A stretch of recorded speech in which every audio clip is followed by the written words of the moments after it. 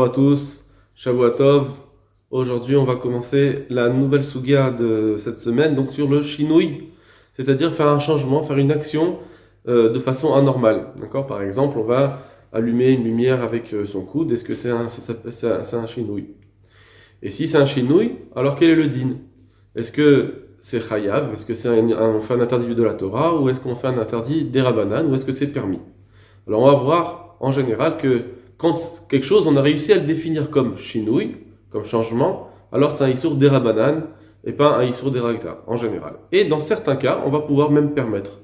D'accord? La grande question qui va pouvoir être posée, en général, on se demande aujourd'hui, il y a cette question qui est si je veux passer devant une lumière qui s'allume lorsque je passe quand il y a un capteur dans mon allée, est-ce que, voilà, si je ne peux pas faire autrement, c'est compliqué, est-ce que je peux passer en marche arrière, en reculant? Est-ce que ça s'appellerait un shinui? Voilà, ça serait une des questions. Donc on verra toutes ces halakhot. D'abord, on va voir les sources, quelques sources, on n'a pas toutes les sources ici, mais on va voir quelques sources importantes. Premièrement, la Mishnah dans Shabbat. Amotzi, alors on va voir ça rapidement sans trop s'attarder sur les choses. Amotzi, celui qui sort, donc vous savez qu'il est interdit pendant Shabbat de faire une Otsa'a, de passer d'un domaine à un autre, de sortir un objet d'un domaine à un autre. Donc Amotzi, maintenant si quelqu'un il sort, ben beyimino, ben mismolo, que ce soit avec sa main droite ou avec sa main gauche, on va voir que c'est chayav. Parce que déjà avec la main droite c'est normal, et même avec la main gauche, les gens portent aussi avec la main gauche. Donc ça ne s'appelle pas un shinui. Pas quelque chose d'anormal. Betor Reko, s'il le porte sous son bras, ou al ketefav, ou bien sur ses épaules, dans tous ces cas, c'est chayav, parce que c'est des façons normales, usuelles, de le porter. Sheken Masa Benekehat, et parce que c'est comme ça que les Benekehat portaient. Donc Benekehat, c'est ceux qui étaient dans le désert quand ils portaient les kelim du Mishkan. Alors, c'est de là qu'on voit la halacha le din de sortir un objet, et eux, ils faisaient comme ça. On passe rapidement.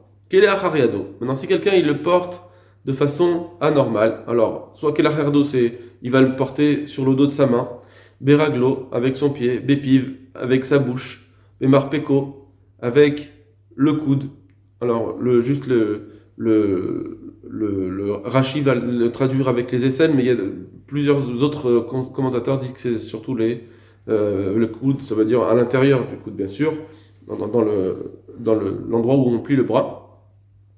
Beozno, avec son oreille, imaginons qu'il a porté quelque chose, un fil, avec quelque chose qui était accroché. Beozno, avec son oreille. Ou Besearo, avec ses cheveux, quelqu'un qui avait des cheveux longs et il a réussi à porter quelque chose. Ou Bepundato.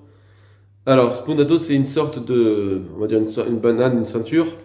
Ou Pia les matak, et il a mis à l'envers, ça veut dire qu'il a mis l'ouverture qui donne vers le bas. Donc c'est pas la façon de porter. Ou bien ben pudato le chaluko, ou bien s'il porte quelque chose entre la ceinture et son habit. Ou besfat chaluko, ou bien avec le revers d'un habit. Imaginons qu'il avait un revers qui était assez grand pour porter quelque chose, imaginons une bague. Beminalo, avec quelqu'un qui porte dans sa chaussure. Besandalo ou une sandale, donc c'est pareil. Dans tous les cas, c'est patour. Shelos, otzik et derech hamotseim, parce qu'il n'a pas fait sortir de la façon que les gens portent. Donc on voit qu'ici c'est patour. Patour, ça veut dire je suis quitte de korban, c'est-à-dire qu'on ne transgresse pas l'interdit de la Torah. Mais c'est assour, c'est interdit de le faire parce que comme toutes les fois où c'est marqué patour, c'est patour aval assour, c'est-à-dire les Chachamim nous ont fait un interdit de porter comme cela, parce que si je vais le porter comme ça, finalement je vais finir par le porter comme il faut, et du coup je vais faire l'interdit de la Torah. Donc pour nous mettre une barrière à cet interdit, on interdit de porter même avec un shinui.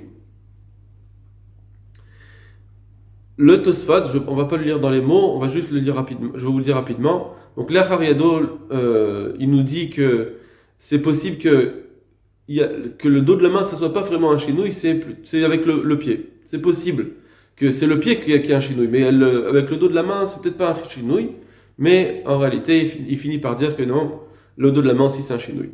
Bon. Deuxième Tosfot qui est plus important pour nous, c'est quelqu'un qui sort avec sa bouche. Donc il nous dit qu'il y a des fois où ça sera quand même chayav. Par exemple, imaginons quelqu'un qui porte un aliment dans sa bouche. D'accord, il a commencé à manger et il continue à sortir, il continue à manger avec cet aliment dans la bouche, et bien là c'est chayav, parce que c'est le derer d'avoir quelque chose dans la bouche, un chewing-gum ou quelque chose comme ça, c'est la façon de faire. Mais s'il porte, je sais pas moi, un sac avec sa bouche, eh bien là, c'est pas la façon de porter, donc ça sera pas l'interdit de la Torah.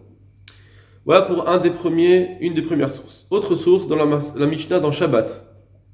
Donc là, ce qu'on a vu, c'était déjà une Mishnah. Autre Mishnah dans Shabbat. Là, c'est sur l'interdit d'écrire. On n'a pas le droit d'écrire pendant Shabbat. Katav vebashkin. Si quelqu'un écrit avec des jus de fruits, des boissons, perot, des jus de fruits, be'avak drachim, avec la poussière qui est sur le chemin, la terre quoi. Be'avak asofrim, ou bien avec la poussière qui est sur les livres, ou bechol davar shenom mitkaim, ou bien toute chose qu'on sait que ça va pas tenir. Donc tout ce qu'on a dit ici, il va écrire avec des choses c'est pas de l'encre qui va tenir, c'est des éléments qui font que au bout d'un moment ça va s'effacer très rapidement. Donc dans tous ces cas, eh bien c'est pas tour, c'est pas une vraie écriture. Ça c'est pas ce qui nous intéresse. Ce qui nous intéresse c'est maintenant. L'achariado, imaginons que quelqu'un écrit avec le dos de la main. Donc comment il fait? Par exemple, il va prendre le stylo, au lieu de le mettre normalement, il va le mettre à l'envers et il va retourner sa main. Et donc il va écrire comme cela, en retournant sa main. Beraglo, bien il écrit avec son pied, il réussit à écrire une grande lettre. Bepi avec sa bouche, ou Bemarpeko avec son coude, enfin l'intérieur de son bras, etc., etc. On va pas continuer cette Mishnah, parce qu'après c'est plus notre cas, c'est plus notre sujet. Dans tous les cas, la Mishnah va dire que c'est patour. Donc on voit encore une fois que, eh bien, avec un chinouille, ça rend patour. Regardez le Barthénora, Leachariado, comment on écrit avec le dos de la main, Al-Gaviado, c'est-à-dire le dos de la main, chez Achazakulmouz, parce qu'il a saisi la plume, donc le stylo, Be'etzberotav, avec ses doigts, Ve'afariado, il a retourné sa main. Evekatav, et comme cela il l'a écrit. Ou Marpeko, avec le coude, Apera Kaimsei chez Bezroa, c'est la partie du milieu du bras. Donc c'est pas avec le coude, c'est l'intérieur, le côté intérieur du coude.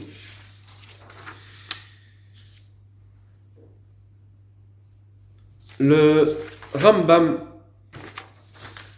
nous dit à côté ben Meyimino ben Mismolo, quelqu'un qui écrit 2 lettres, que ce soit avec la droite ou avec la gauche. Donc, pardon, pas le Rambam, la Mishnah. La Mishnah nous dit que s'il écrit 2 lettres, ça suffit d'écrire 2 lettres pour rendre Hayav. Maintenant, même qu'il le fasse avec sa main droite ou avec sa main gauche, Ben Misham Echad, Mishne Shemot, si ces 2 lettres appartiennent à un seul nom ou à 2 noms, etc. Dans tous ces cas, c'est marqué, c'est Hayav.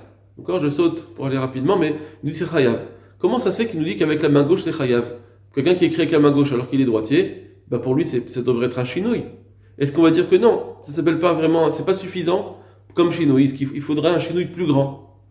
Eh bien non, le Rambam nous dit qu'effectivement, écrire avec la main gauche c'est un chinouille. Seulement, comment ça se fait qu'ici c'est chayav? Amrou, ben deimino, ben mismolo. Le Rambam nous dit ce qui est écrit dans la Mishnah, c'est que c'est chayav, c'est que ce soit avec la main droite ou avec la main gauche.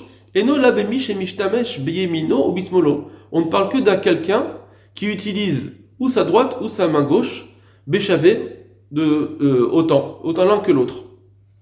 Veonikra sholat bishte hadas, c'est quelqu'un qui arrive à écrire avec les 2 mains. Encore un bidex. Ava sharbne adam. Mais les autres personnes, qui est par exemple un droitier, et dan ikret ktiva et la ktiva bayemin. Pour lui, écrire, ça s'appelle écrire quand il écrit avec la main droite. Aval ktiva tasmol, mais quand il écrit que avec la gauche, areu rochem lokotev. Ça s'appelle pas écrire, ça s'appelle faire une marque. D'accord? Bien que finalement il y a une lettre qui va se mettre, tout va se faire. Malgré tout, eh bien, même si on dit qu'il écrit bien ici, on n'est pas en train de dire que l'écriture va être pas belle. Il va écrire bien. Malgré tout, eh bien, on considère que son acte, c'est un acte de faire une impression de quelque chose, imprimer quelque chose sans que ce soit une écriture de lettres. On ne le voit pas comme un mot, on le voit comme de l'encre posée sur une feuille, un dessin, mais pas une écriture. L'interdit de Shabbat, c'est de faire une écriture, d'accord, des écritures de mots. Là, c'est pas des mots. On dira que c'est pas des mots.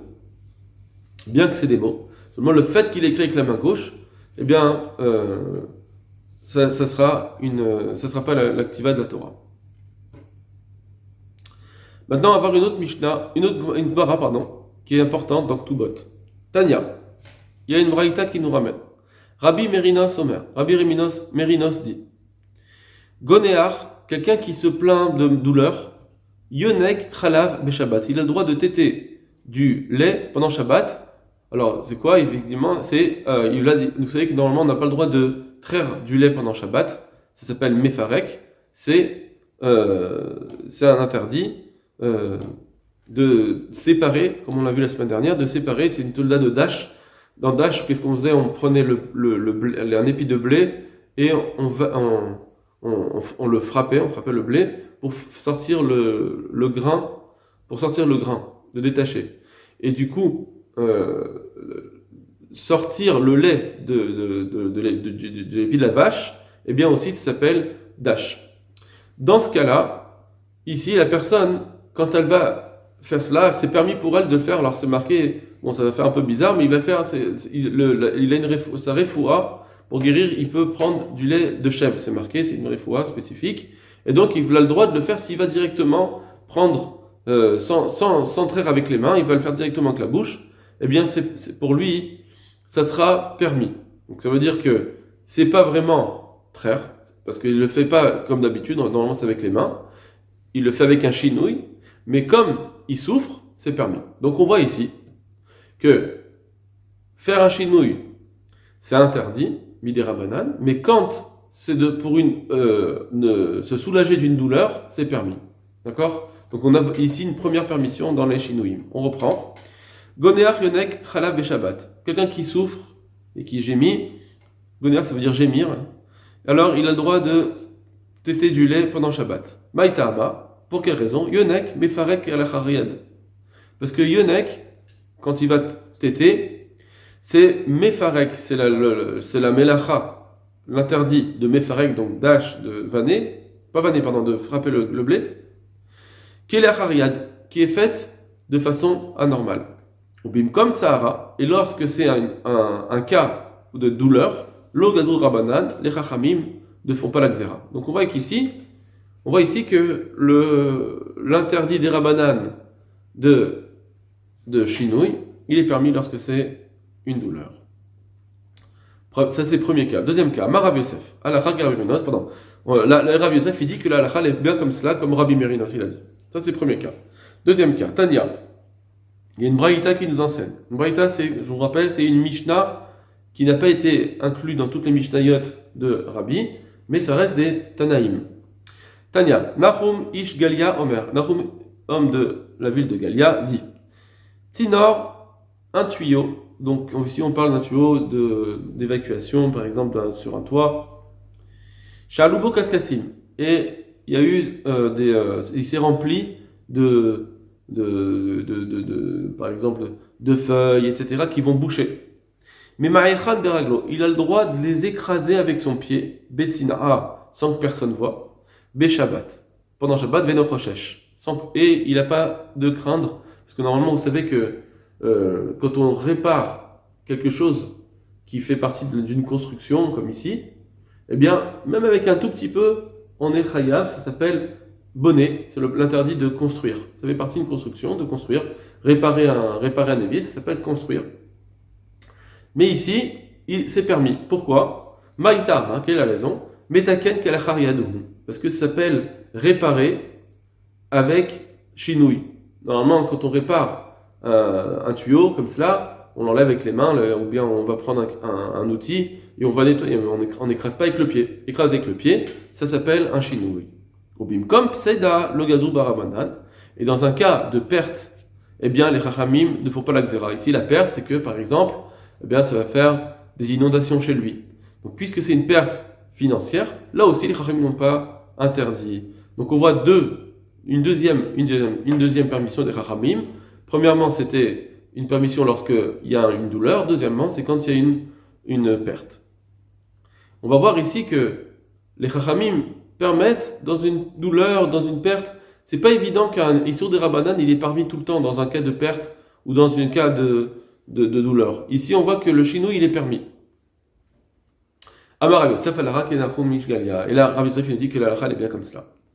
Voilà pour cette Gemara qui était importante. Je vous souhaite une bonne semaine pour cette sougade de chinouille. Koltou.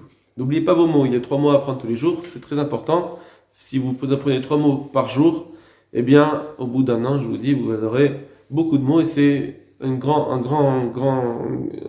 avancée pour votre étude. Voilà, Koltou.